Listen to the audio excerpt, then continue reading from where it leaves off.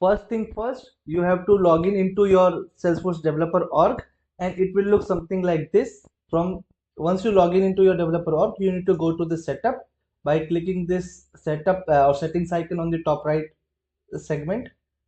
Click setup. This will take you to the setup page of your developer org, and from where you can navigate to the Salesforce Flow Builder screen. Let it load. In this setup, inside the or within this quick find box, you need to search for flows, and within the process automation you'll get an option for flows. Click on that to open your flow builder.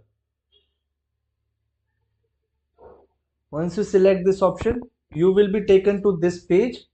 This is the home page of your flows within the Salesforce. This page will contain all your flows that you will be creating in Salesforce that you can see. This is the basic overview of it. Here you can see that it lists down all the types of flows that can be created.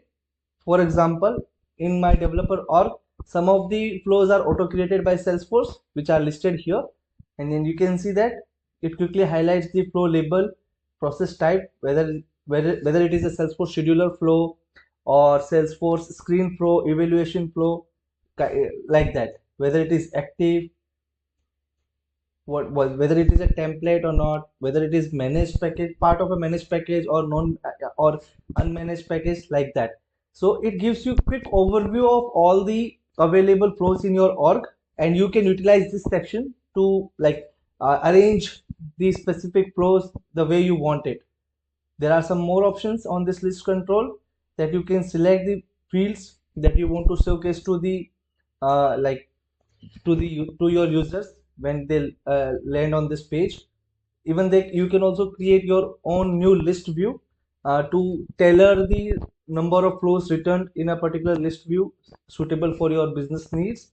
It is nothing but a basic list view that Salesforce provides in all other objects such as accounts, contacts, or opportunities. So basically, it is nothing but a home of all your flows within the Salesforce. And from here, you can either pick or open any of the existing flows, or if you wish, you can create a new flow for yourself. So that is pretty much like the home ground of flows within the Salesforce, and this is the center where all your flows will reside.